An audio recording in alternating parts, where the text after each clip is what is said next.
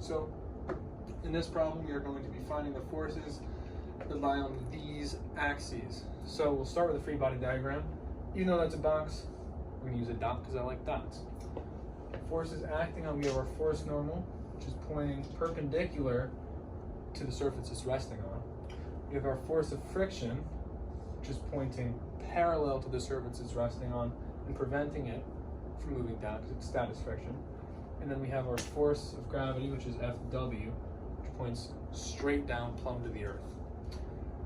Now with this, what we can see is that it's equal.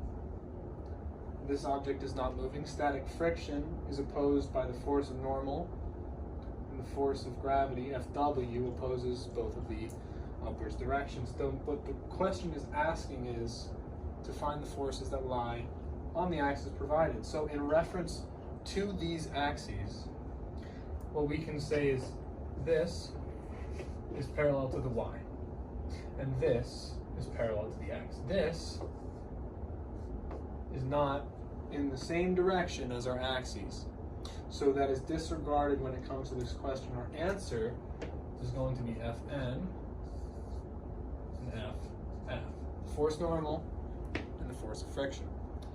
And now we move on over here and we'll draw another free body diagram. It's the same free body diagram because it is the same. So we have our force normal, which is perpendicular to the object's resting place. Force of friction, parallel. And once again, force of gravity plumb to the earth. What this is asking for is what force lies on the axes provided here. You could say y north, x to the east. Now for that, the only force that is parallel is our force of gravity. That's parallel with the y-axis. This, not. This, not. So our answer for this is going to be only the force of gravity, which is Fw. Alright, so this is block on an incline.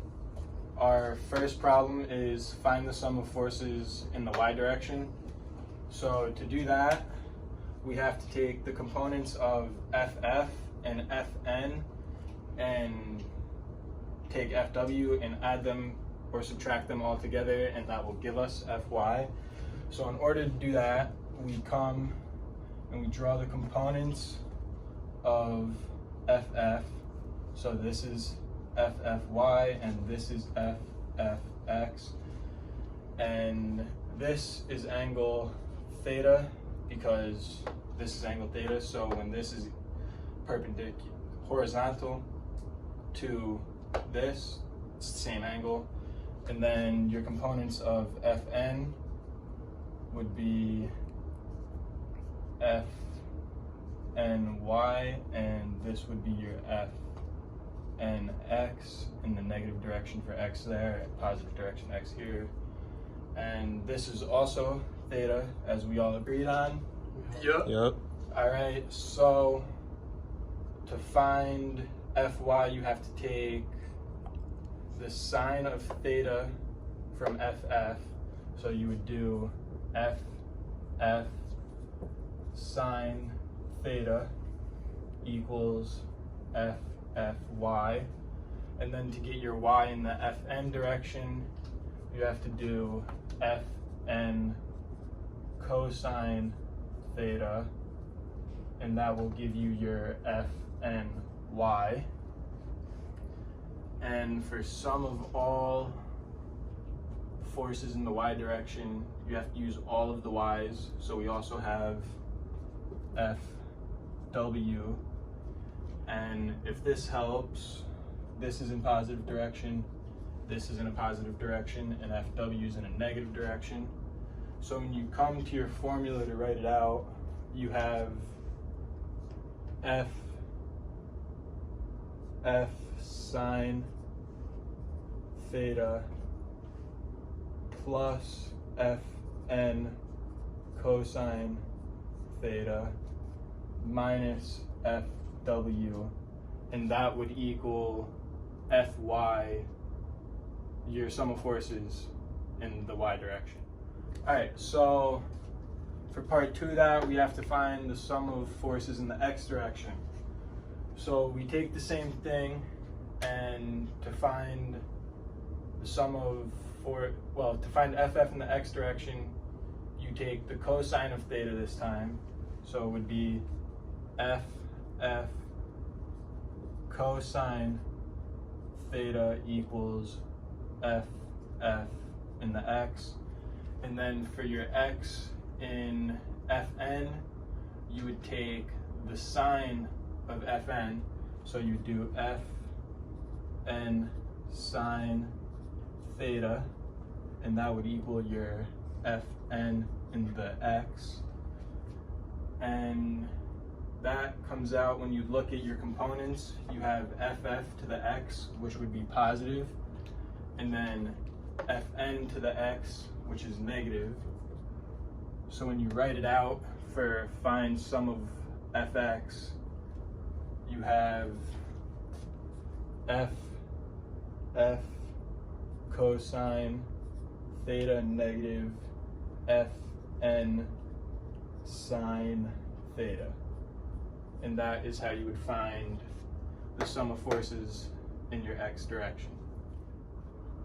Alright, so for part 3 of this question, or part E technically, we have find Fn, and it asks you to describe it in terms of Fw and theta.